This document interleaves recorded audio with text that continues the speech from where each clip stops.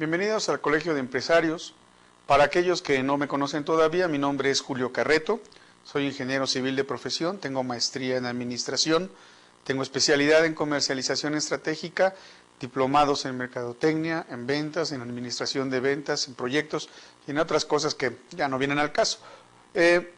Los voy a acompañar a través de este viaje del entorno de la empresa dentro de la licenciatura de mercadotecnia. Hoy es nuestra primera sesión.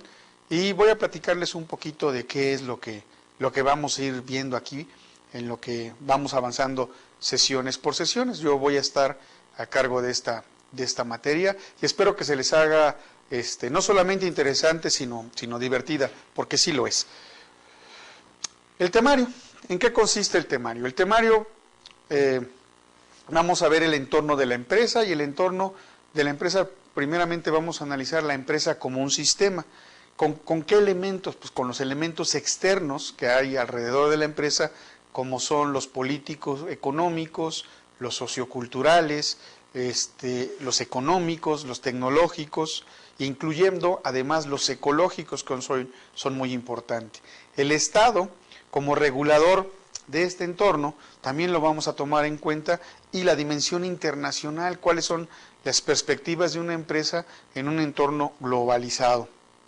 Todo esto desde el punto de vista de un sistema. La empresa y la economía, ¿qué vamos a ver aquí? La parte económica.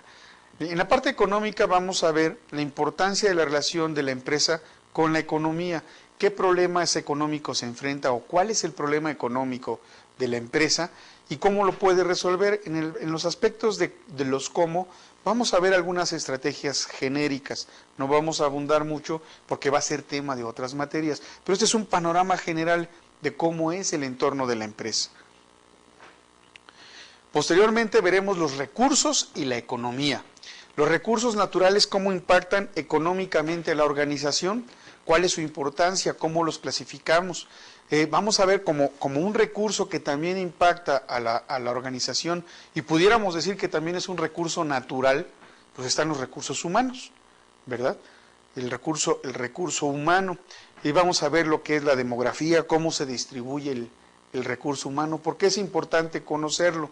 Vamos a ver que el conocimiento es factor de desarrollo, y hablamos hoy en día incluso de capital intelectual, ¿sí? ¿Qué tanto valor tiene el intelecto de un ser humano, ¿no? En el tema 4, la empresa y el capital. En la empresa y el capital, pues vamos a ver sus generalidades, vamos a ver el flujo del capital en la economía, los mercados, cómo funcionan, cuáles son los elementos, qué es tierra, qué es capital, qué es un bien, un servicio, etcétera. En el capital vamos a ver también la estructura financiera de la empresa, y vamos a ver obviamente pues qué es el capital contable. Hay una materia ahí de contabilidad que va a explicar más claramente y a detalle fino y preciso, pero aquí lo vamos a conocer también de manera general, cómo se financian las empresas, cómo obtienen los créditos, de dónde, cuáles son los créditos de corto, mediano y largo plazo, y cómo es en general el sistema financiero mexicano a través de sus instituciones. En el tema número 5, la tecnología, que no nos podemos librar de la tecnología ha hecho lo que es el hombre hoy en día, ¿no? Entonces, ¿cuál es su importancia? La importancia dentro de una empresa, dentro de una organización, cómo vamos a identificar esta tecnología, cómo la vamos a adoptar y desarrollar dentro de la organización, y qué manifestaciones tecnológicas hay, principalmente en el entorno externo de la empresa, y cuáles fluyen de la empresa hacia afuera. Como tema 6, la ecología. Hoy no nos podemos librar de la ecología. El hombre, en el más perverso de los planes, es el principal depredador de la naturaleza, es el que le hace los cambios más agresivos a la naturaleza. El calentamiento global, pues entre otras cosas, es producto de un uso exagerado y exacerbado de recursos naturales no renovables. En este caso, pues estamos hablando de hidrocarburos, ¿no? Entonces, ¿cómo la empresa forma parte de un sistema ecológico que debe cuidar? ¿Y cómo debe de ser responsable de este sistema? Socialmente responsable. Hay una certificación al respecto. ¿En qué negocios invertir que tienen que ver con la ecología? ¿Cómo localizar, cómo colocar las plantas? El diseño de la estructura de la planta. Yo no pensaba decírselos, pero sí se los voy a decir. Viniendo de la mañana muy temprano tuve una actividad en una planta, haciendo un trabajo de consultoría, y en la visita de la planta tenían un canal donde corre agua para enfriar algunos motores. El agua es tratada dentro de la misma planta, el agua es limpia. Si no es para beber, pero es limpia, no es un drenaje. Y caminando por esta planta me tropiezo y una persona que venía al lado mío pensó que me caía y por quererme sostener me terminó tirando en el canal. Afortunadamente era agua limpia, tuve que pasar a la casa de ustedes, cambiarme, bañarme y estar aquí presentable, ¿verdad? No podía estar con ustedes en el estado tan desastroso. Bueno, esto tiene que ver con ecología. Era una planta que está cuidando el ambiente, tiene que ver también con el entorno. Si yo no llego, pues no podemos dar esta sesión en tiempo y forma, ¿no? De todas maneras la tendrían, pero ya alteraría yo el sistema interno de mi organización. Entonces, tenemos también el diseño, la estructura de la planta, cómo va a operar la producción, cómo se van a distribuir sus mercancías, cómo se van a usar y desarrollar los productos, y lo más importante, ¿qué vamos a hacer con los desechos, con los residuos? ¿Cómo los vamos a procesar? La sociedad y la cultura, que esto es también muy importante. Cuando hablamos de cultura, y hablamos también de un término que se llama idiosincrasia. ¿Qué es la idiosincrasia? Es cómo piensa un pueblo en general sobre un punto específico, sobre algo particular. ¿Sí? Lo que para nosotros, mexicanos, que tendemos mucho a la fiesta y al relajo y viva esto y lo otro, nos encantan las pachangas, en otros países son demasiado serios. En el trabajo no se festejan cumpleaños, por ejemplo, es trabajo, trabajo, trabajo. Pongo siempre de ejemplo los japoneses, que trabajan muchas horas al día porque les gusta trabajar, porque sienten que son parte la empresa es parte de la economía de su país y su país es su casa. Entonces tienen una gran capacidad de ahorro y no toman vacaciones, prácticamente hay que obligarlos. Hoy en día los jóvenes japoneses ya no quieren ser gerentes, porque implica una responsabilidad mayor. El japonés actual, más joven, prefiere llevársela más tranquila, ya no es tan aferrado al trabajo como lo eran sus padres, ¿no? Pero sigue siendo una cultura. Por el lado de Europa, en el norte de Europa, está la cultura del slow down, es llevárnoslas tranquila, trabajar menos horas, disfrutar más. Esto se debe a un factor geográfico, un factor del ambiente, un factor externo. ¿Por qué? Los días en invierno son muy cortos y la noche es muy larga. Entonces, entre menos horas trabajan, tienen más luz para hacer otras cosas. Entonces, están bajándole a ese ritmo. Eso es parte de una cultura. ¿Cómo la cultura tiene que ver en la forma de trabajar de las empresas, verdad? La relación entre sociedad, cultura y empresa. ¿Sí? Por ejemplo, en la construcción en México, pues la mayoría sabe que los albañiles el lunes no van y le llamamos San Lunes. Y eso es algo muy característico de nuestro país. Por ejemplo, el 12 de diciembre celebrar a la Virgen de Guadalupe. Esa es otra característica de nuestro país. Entonces las empresas tienen que tomar, aunque vengan del extranjero, aunque no tengan las mismas creencias o la misma fe, deben de tomar en cuenta estos rasgos de nuestra cultura. ¿Sí?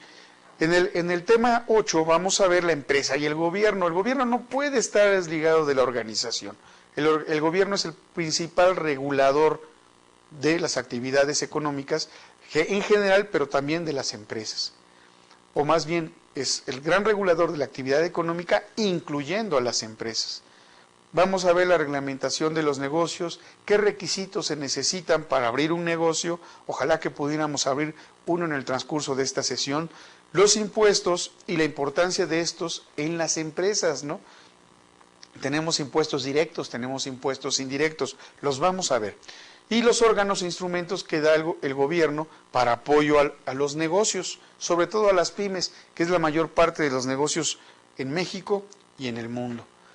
Ahora bien, la dimensión internacional, cómo se relaciona una empresa en un entorno internacional abierto de libre competencia, las generalidades sobre el intercambio actual y el movimiento internacional del trabajo, el movimiento internacional del capital. Los mercados mundiales, este es el tema 10 y ese es un tema en el que nos vamos a llevar un poquito más de tiempo porque es prácticamente una materia dentro de otra materia. Vamos a ver el comercio internacional, su importancia, los conceptos básicos, cómo deben de estar dirigidas las inversiones en el comercio internacional y las compañías de comercio internacional, cómo formar un departamento de comercio internacional dentro de una organización, qué son las licencias, qué son las franquicias, cómo se generan, cómo se pagan los derechos, ¿verdad? Las conversiones extranjeras, cuál es el tipo de intercambio, cuáles son las monedas de mayor uso en el mundo y la inversión extranjera directa en nuestras empresas, las oficinas de ventas foráneas, así como internamente podemos hacer un departamento de comercio internacional, también podemos tener una oficina que representa nuestros intereses en otra parte del mundo. Es muy importante diferenciar el comercio internacional de la mercadotecnia internacional. Yo personalmente he hecho una definición que para mí funciona, pero que a veces no es difícil, es un poco difícil de ver a menos que se esté trabajando en ello. La mercadotecnia internacional es el qué y el cómo hacer las cosas, es estrategia y táctica. El comercio es la operación, ¿sí? La estrategia y la táctica en la mercadotecnia internacional nos dice a qué países ir, cómo movernos, qué queremos hacer, cómo lo vamos a hacer, pero todo es mecánico, es planeación. La acción la lleva el comercio internacional, es mover la mercancía del punto A al punto B. ¿Y cuál es la mejor manera de hacerlo? Por eso es importante, dentro de la mercadotecnia y dentro de la sesión de entorno de la empresa, ver estos puntos, cómo nos van a ayudar. Entramos entonces en materia, pero antes de entrar en materia les tengo que decir que acompañadas con cada una de sus sesiones van a llevar actividades de aprendizaje. Estas actividades tienen el propósito de que refuercen lo que aquí en estas sesiones se están viendo. Además tienen una bibliografía que pueden consultar y en internet pueden encontrar múltiple información que les va a ayudar a reforzar lo que estamos viendo aquí. Estas actividades les sugiero que las hagan inmediatamente después de haber tomado su sesión, tan pronto como les sea posible, para reforzar el conocimiento y no se les olvide. Les van a ayudar estas actividades no solamente a reforzar el conocimiento, sino a aprenderlo de una manera muy sencilla, muy práctica y creo yo que hasta divertida. A lo largo de sus sesiones tendremos 2 exámenes, uno parcial, ¿verdad?, para medir el aprovechamiento y obviamente uno final, donde se abarcará todo lo visto a lo largo de las sesiones. Tanto en las actividades de aprendizaje como en los exámenes pudieran venir preguntas que no hubieron en estas sesiones, no se espanten. De hecho, pues tienen su bibliografía y las actividades los van a preparar simplemente para completar aquellos detalles que por razones de tiempo no se pueden ver aquí. Pero lo más importante, la base, la carnita, vamos a decir, de la materia, la van a ver en cada sesión. Por lo tanto, no tienen de qué preocuparse. El día de hoy nos vamos a enfocar en distinguir el entorno social y económico, nada más, esas partecitas, y a diferenciarlos, los elementos que tiene cada uno de estos entornos, ¿verdad? Y cómo van a impactar estos elementos en el sistema. Como yo sé que no tienen dudas, y si las tuvieran, pues regresan tantito y revisan, vamos a entrar en materia. La empresa es totalmente dependiente de su entorno, ¿sí? La empresa no puede desligarse de lo que pasa alrededor, desde cosas muy simples, como que se descompuso el conmutador del teléfono, hasta cosas más complejas como una crisis económica mundial. ¿Sí? La empresa no puede estar libre de ese entorno. El entorno influye fuertemente en la empresa, por muy simple que pueda ser. Ponía el ejemplo del conmutador. Una amiga mía, días pasados, en un edificio donde constantemente amenazan con bombas, que pusieron bombas, desalojó y estaba muy asustada y me llama, oye, ¿qué crees que nos pasó? Pues pasó esto y nos desalojaron y estamos en el punto de reunión. Y más tarde me llama y le digo, ¿qué pasó? ¿Cómo estás? ¿Ya se te pasaron los nervios? ¿Ya te calmaste? Me dijo, no, sí, ya estamos comiendo. El director nos dijo, pues vamos a comer ya todos, ya es la hora de la comida. ¿Y dónde están comiendo? Bueno, cuando me dice el lugar, es un restaurante que está justamente abajo del edificio donde había supuestamente una bomba. Si explota la bomba, desaparecen todos los de esa oficina así. ¿Por qué? Pues no midieron su entorno, no vieron cómo el entorno podía influir en ellos. Hay empresas en donde impiden que los gerentes y los directores vuelen en el mismo avión al mismo punto. Se tienen que ir por diferentes vuelos o si viajan, que viajen separados. No permiten que todos vayan juntos por cuestiones, pues de que imagínense que una empresa perdiera a todos sus directores en un accidente. Bueno, el entorno influye. ¿Y qué ocasionaría para que la empresa se pudiera recuperar de eso? Entonces, es muy importante tener en cuenta el entorno. En el país ya nos han pasado algunas tragedias o pequeñas tragedias por ahí, donde un secretario de Gobernación iba con su director de seguridad en el mismo vuelo y perecieron los dos. Entonces, es no tomar en cuenta el entorno. Pero dejémonos de tragedias. El entorno, sin ser trágico, también nos puede influir en los recursos energéticos que nos proporciona, los recursos financieros, los recursos tecnológicos, el más importante de los recursos, el recurso humano, ¿verdad? Las comunicaciones, etcétera.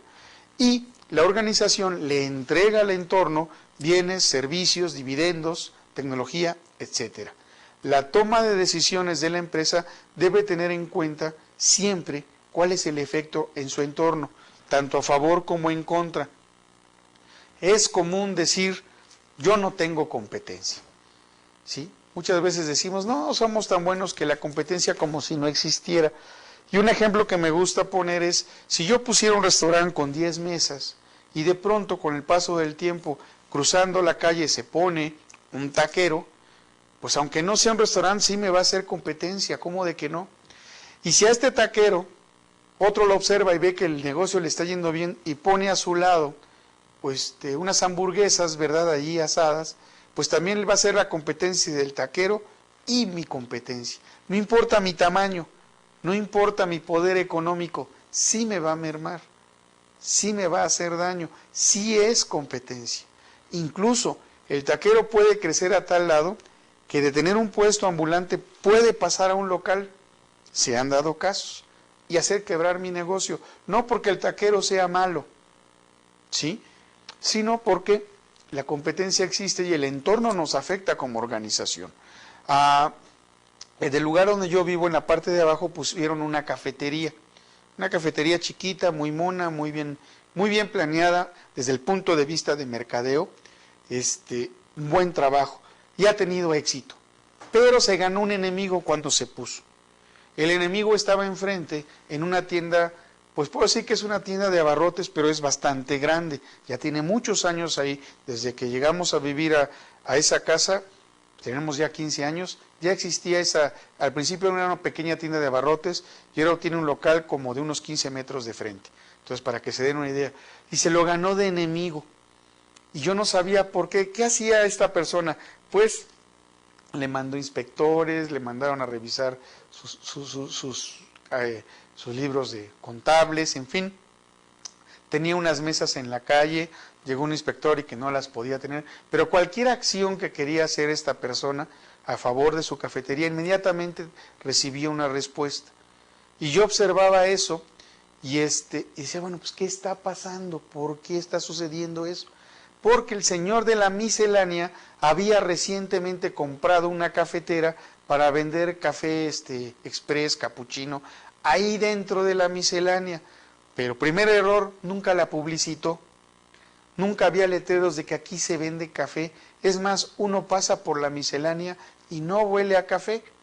Entonces, si el señor hace una inversión porque no tiene competencia, pues le surgió, aquí fue al revés. Él tenía una pequeña cafetera y la otra pequeño negocio, pues es más grande que la cafetería o la cafetera esta que puso este negocio, para que vean cómo el entorno sí afecta, siempre. en más o en menos grado, pero sí afecta. Pasemos a la empresa como sistema. La empresa como sistema se caracteriza por ser primero que nada artificial, porque fue creada por seres humanos. Un sistema natural pudiera ser el sistema solar, así, sencillo, pero todos los sistemas que genera el ser humano es un sistema artificial. Como las empresas la generan los seres humanos, por consiguiente, es un sistema artificial, ¿sí? Está en constante intercambio de recursos con su entorno, recursos que emanan al entorno y recursos que vienen del entorno hacia el interior de la empresa. Las empresas entonces precisan de un sistema de retroalimentación que les dé la información necesaria para controlar las desviaciones respecto a los objetivos perseguidos. La empresa está integrada en un sistema de orden superior formado por diferentes subsistemas. ¿Qué significa esto? La empresa en general es un gran sistema y todas las áreas, todos los departamentos dentro de la empresa son subsistemas de la misma, ¿sí? Para alcanzar los objetivos en un entorno dado, se requiere configurar, en primer lugar, un sistema que dé la información. Se requiere un sistema de información. En mercadotecnia le llamamos SIM, S-I-M, SIM. Y este SIM y sistema de información de mercadotecnia, o del mercado también, SIM, ¿sí? ¿Por qué? Porque me va a dar información del entorno. En segundo lugar, la empresa persigue actuar de acuerdo a los planes fijados. Si yo ya tengo la información, desarrollo planes para atender mi mercado con base en esta información. Entonces, persigo actuar de acuerdo a los planes que yo ya elaboré. Y en tercer lugar, la empresa necesita un sistema de información, este SIM, que le permita conocer el grado de cumplimiento. O sea, necesito el sistema de información para ver qué pasa afuera. Actúo, formo planes, primero hago los planes y luego actúo, y posteriormente requiero de un mismo sistema de información que me diga cómo resultaron las cosas, ¿sí? Un sistema de información que me esté actualizando constantemente y yo pueda predecir el comportamiento futuro de mi entorno. Los subsistemas de la empresa comprenden finanzas, recursos humanos, mercadotecnia y ventas, producción, todas las áreas funcionales de la empresa. Estas funciones se corresponden básicamente con todas las operaciones, son como pequeñas empresas dentro de una misma empresa que en algún punto se unen y trabajan para un mismo fin. Existe, por ejemplo, voy a poner aquí dos ejemplos, el subsistema financiero, ¿sí?, que está en interdependencia con el subsistema real, que se encarga de captación, administración, control de los recursos financieros. Desde este punto de vista, la empresa puede ser considerada como una sucesión de proyectos de inversión en el tiempo que requieren ser financiados. Es decir, desde que comienza la empresa, a lo largo de su vida, hay un subsistema, que en este caso es el subsistema financiero, que va ligando uno a uno todos los pasos de la empresa para que pueda seguir adelante. Recuerden que la idea principal de una organización, de una empresa, es generar riqueza. Por eso es importante el subsistema financiero que está contenido dentro de este sistema que se llama empresa. Lo pudiéramos imaginar así, miren, esta es la empresa y aquí tengo finanzas, este es el subsistema, aquí tengo ventas, aquí tengo mercadotecnia, aquí tengo producción, aquí tengo recursos humanos, aquí tengo aseguramiento de calidad, investigación y desarrollo y tantas áreas funcionales que hay dentro de la empresa. Si se fijan, hay puntos donde se tocan, donde se conectan unos con otros y toda esta conexión, todo este amarre, imagínense un buñuelo, ¿sí? Cada pedacito del buñuelo es el subconjunto. Bueno, imagínense la empresa como un buñuelo. Cada pedacito del buñuelo, ¿verdad? Este dulce, es un dulce para quienes no lo conocen, y si no lo conocen se lo están perdiendo, es muy sabroso. Cada pedacito de ese buñuelo es una parte de la empresa. Lo voy a pensar de otra manera. Imagínense un racimo de uvas. Esto nos es más familiar. El racimo es la empresa. Cada uva es una parte de esa empresa, es un subsistema de la empresa. El subsistema directivo tiene como misión la toma de decisiones dentro de los sistemas, o subsistemas, mejor dicho, que hay dentro de la empresa como sistema. El subsistema directivo, ahí sí es el más importante, es el que fija el rumbo a seguir y todo lo demás lo van a hacer. La empresa es un sistema abierto en constante interacción con su entorno. ¿Por qué abierto? Porque lo que pasa adentro repercute afuera y lo que pasa afuera repercute adentro. Y podemos decir que el entorno podemos distinguir entre entorno genérico, que agrupa todos los elementos que afectan de la misma manera al conjunto, y el entorno específico, que se refiere únicamente a aquellos factores que van a influir solamente en una parte del conjunto que tienen características comunes, ¿sí? Normalmente lo que le pasa a ventas pega en producción y pega en compras. Esos tres siempre van de la manita, ¿sí? No así lo que impacta a finanzas. Puede o no impactar a ventas, puede o no impactar a recursos humanos. Esto entonces es el entorno específico. Y aquí tenemos una demostración de la empresa como sistema abierto desde el punto de vista de Katz y Kahn. Tenemos una entrada, ¿sí? Tenemos los insumos, una parte donde se ocurre toda la transformación, o sea, entra por aquí y aquí adentro está pasando todos los subsistemas de la empresa y da un bien y un servicio. Hay un proceso de retroalimentación y hay un intercambio de información con el exterior y con el interior. Y este sistema tiene límites. Estos límites son hasta dónde influye la empresa hacia afuera y hasta dónde recibe influencia de afuera hacia adentro. Este ejemplo que tienen en su diapositiva es el ejemplo de acuerdo con un sistema abierto de Katz y de Kahn. Aquí tenemos un subsistema, ¿sí? Uno más chiquito. Tenemos los recursos que pueden ser humanos, materiales, equipos, financieros, información, como insumo. ¿Cuál es el proceso de transformación?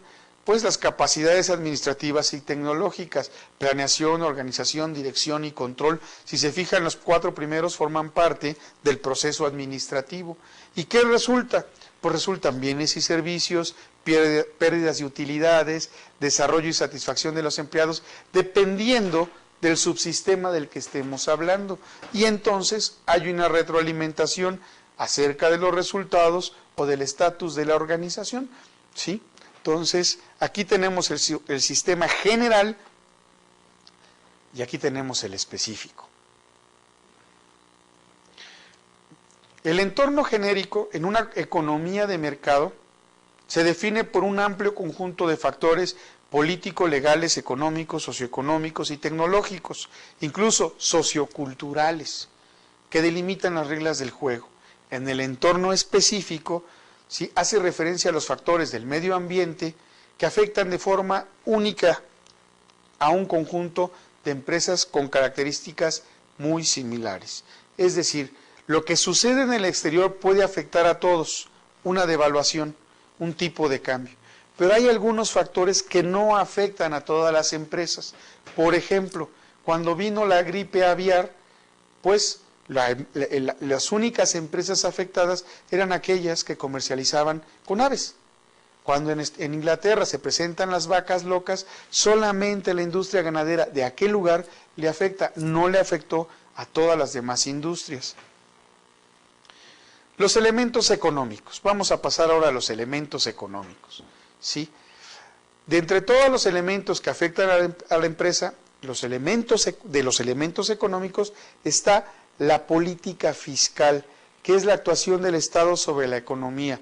¿Cuáles son las políticas fiscales? Gasto público e impuestos.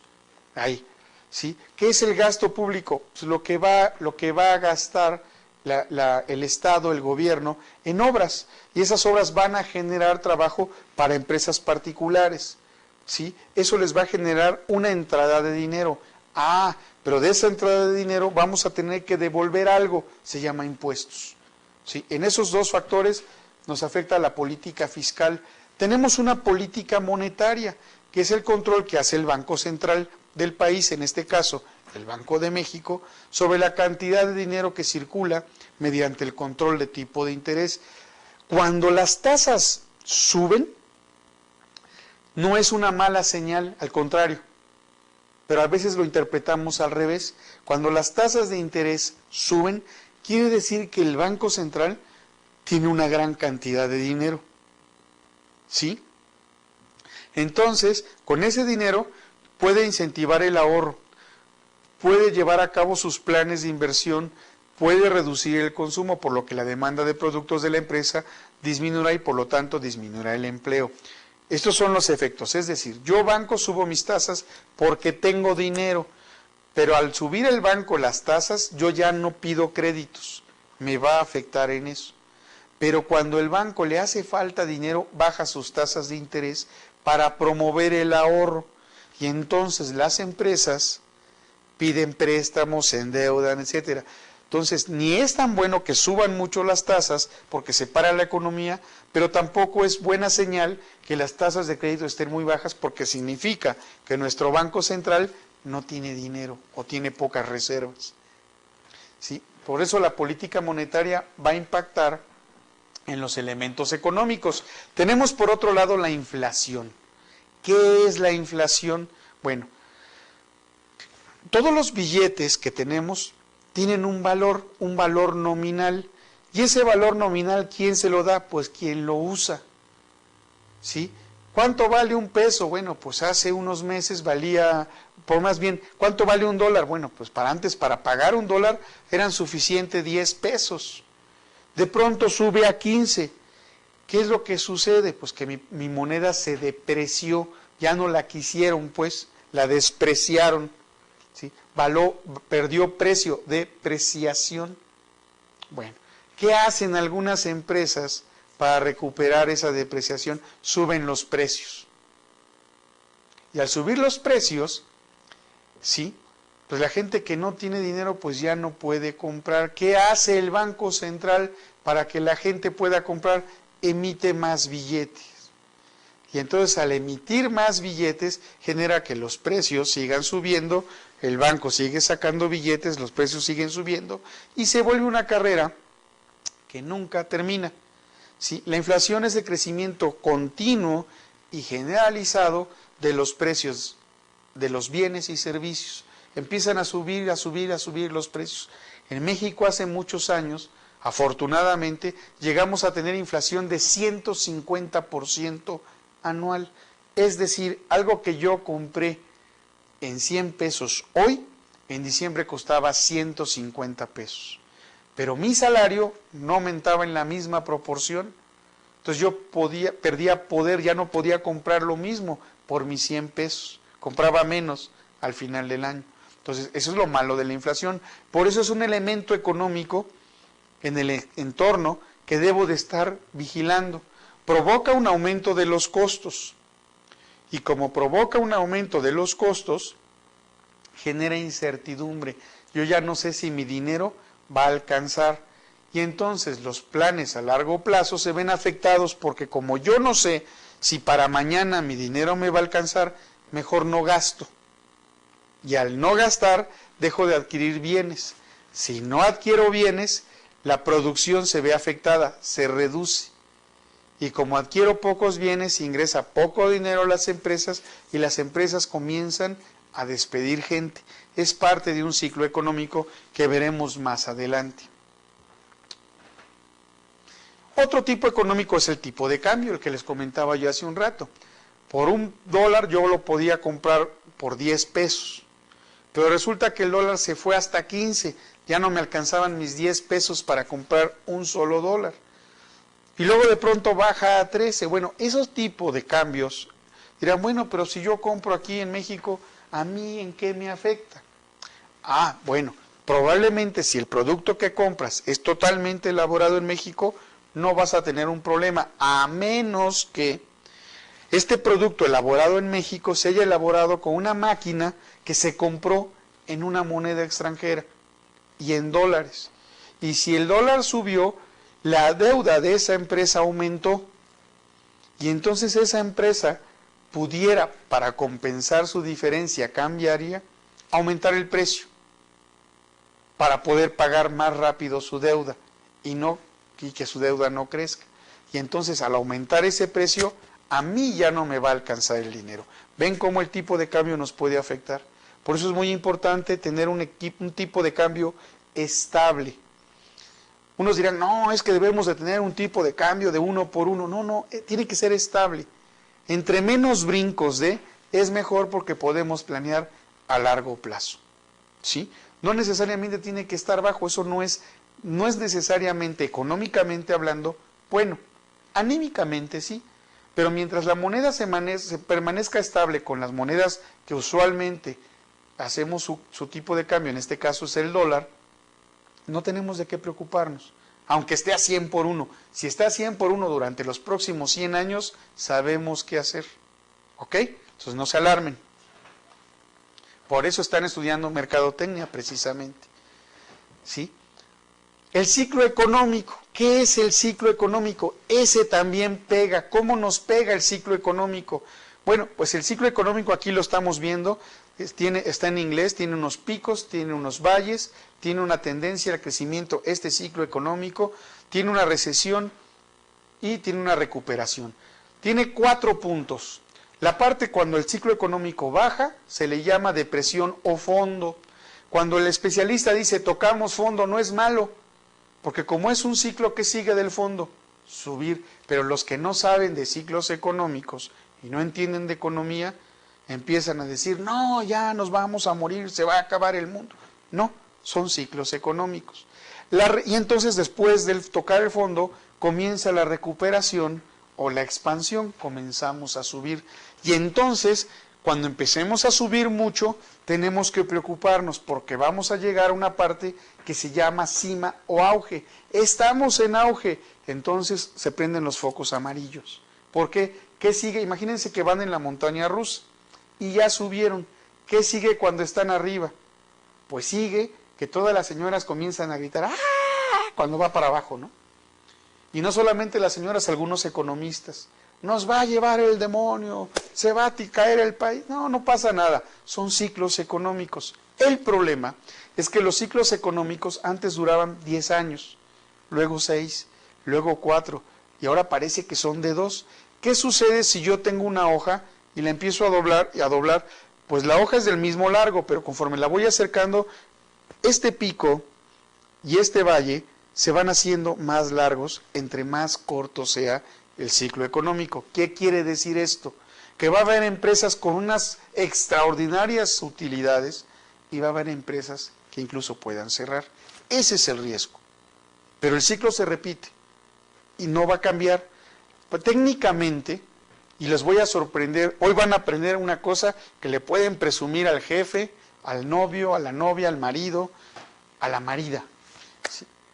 La palabra crisis en economía no existe. No hay crisis, solamente son 4 fases. Estamos en la cima, estamos en recesión, tocamos fondo y estamos en recuperación. No existe la palabra crisis. Esa es una buena noticia para ustedes. Si la palabra crisis no existe, no tenemos por qué pensar en crisis. Pensemos mejor en ciclos económicos. Una recesión, técnicamente hablando, es cuando durante 2 trimestres el Producto Interno Bruto ya no crece.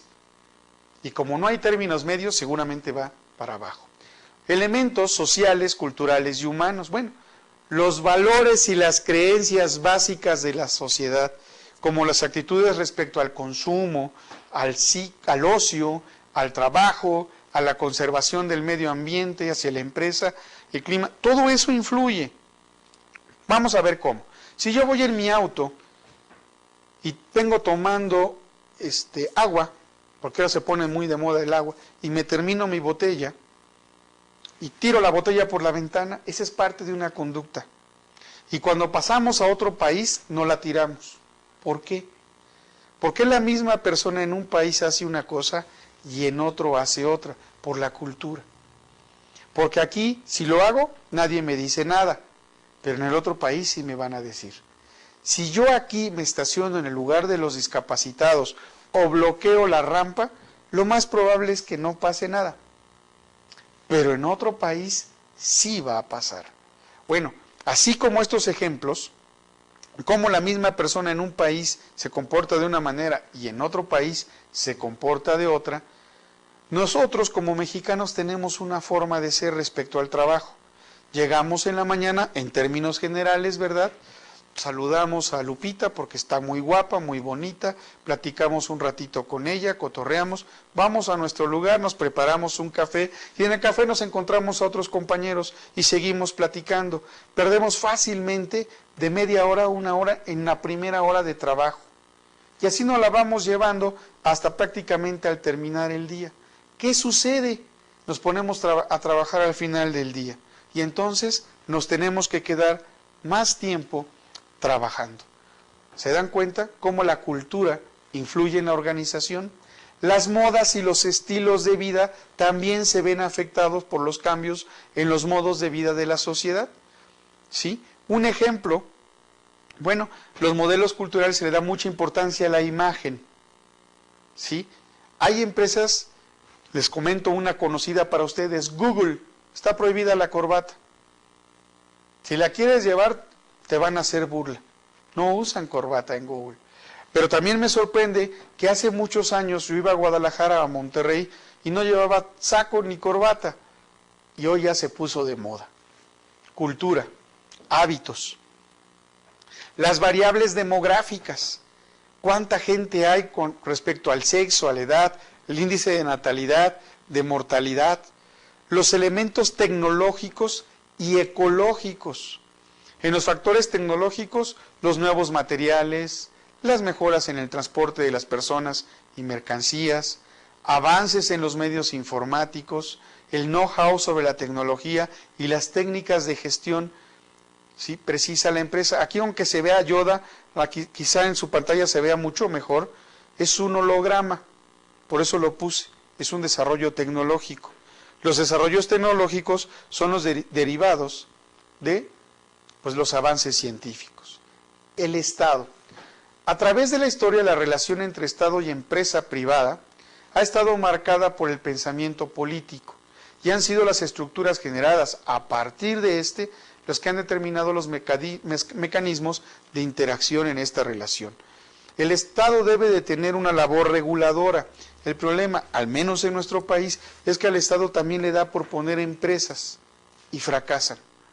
¿Sí? El Estado es un mal empresario. ¿Por qué? Porque su función principal no es hacer empresas. Está dividido en 3 poderes: legislativo, ejecutivo y judicial. Parte del Estado es hacer leyes que permitan el desarrollo de las empresas.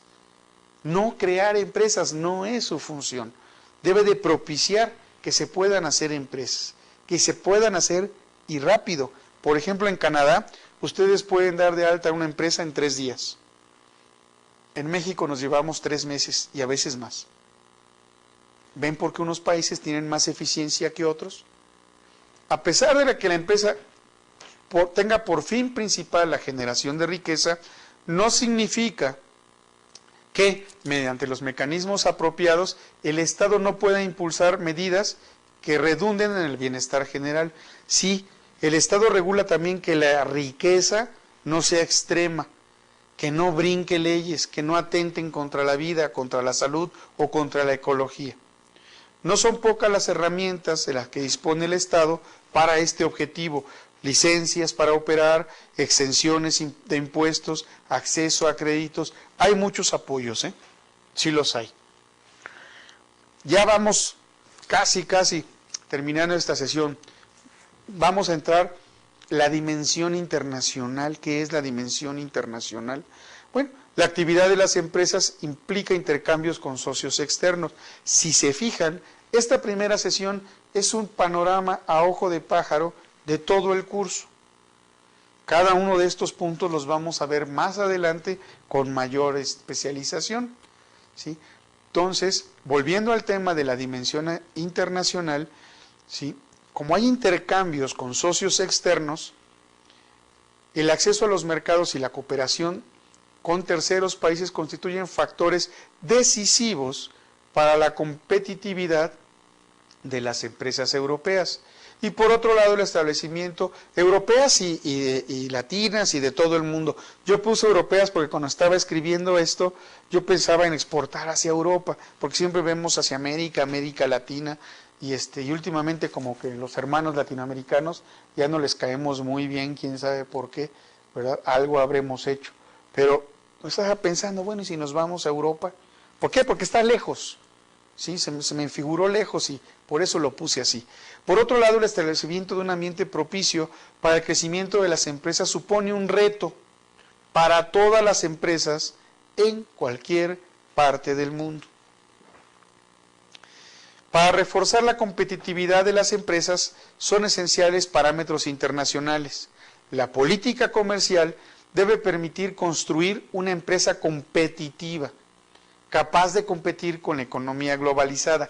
¿Quién hace estas políticas comerciales? La empresa. ¿Con base en qué?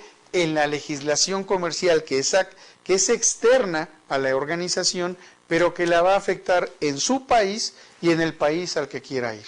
Por otra parte, está también el establecimiento de una cooperación reforzada para facilitar el acceso a los mercados exteriores. En México tenemos Bancomext, el Banco de Comercio Exterior, Banco Mexicano de Comercio Exterior, que tienen por objeto desarrollar los intercambios comerciales. En México ya perdí la cuenta, tenemos una gran cantidad de tratados comerciales. Hay que definir entre tratado y convenio, que a veces nos falla. Un tratado es de cumplimiento obligatorio por ambas partes. En el convenio hay cosas que uno de los dos partes del convenio puede no hacer si considera que afecta a sus intereses. En un tratado es de cumplimiento obligatorio, en un convenio, bueno, como dirían en mi tierra, se pueden rajar, ¿ok? Por último, está la cooperación en materia política industrial, que brinda a las empresas la oportunidad de establecer las relaciones de asociación y desarrollarse fuera de las fronteras de su país, ¿sí? Yo puedo poner una empresa mexicana que no esté aquí, que esté en otra parte del mundo, ¿ok? Es permitido, se puede. Hay relaciones intergubernamentales. Los gobiernos de cada país generan, a través de tratados, a través de convenios, acuerdos bilaterales, en donde estimulan, ¿verdad?, la cooperación comercial y eliminan los obstáculos y las barreras para el desarrollo de las empresas. Incluso los aranceles los bajan, los eliminan para poder competir, ponen barreras a aquellos que no están en los tratados. Hay una cooperación interempresarial entre las empresas con diferentes mesas redondas a nivel internacional.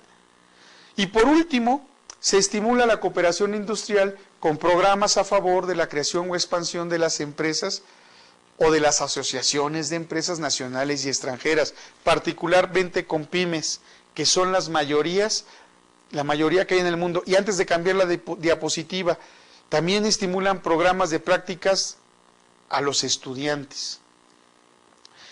¿Cuáles son los elementos externos de un sistema? Pues son 4 básicamente. Son los 4 que nos vamos a enfocar un poquito más aquí. Político, legal, económico, sociocultural y tecnológico. Pasamos ahorita casi por todos ellos, en algunos un poquito más, en otros un poquito menos. A partir de los elementos que acabo de mencionar, cimentaremos el estudio del entorno de la empresa y veremos cómo nos tenemos que preparar como estudiantes de mercadotecnia, como licenciados en mercadotecnia, a cada día conocer más de nuestro entorno para poder adecuarnos a él cuando nos conviene, prevenirnos de él cuando nos puede hacer daño, cuando se convierte en una amenaza. Nada más, antes de despedirme, recuerden, en economía la palabra crisis no existe, entonces no empiecen esta sesión en crisis. Sean felices y nos vemos la próxima sesión. Hasta pronto.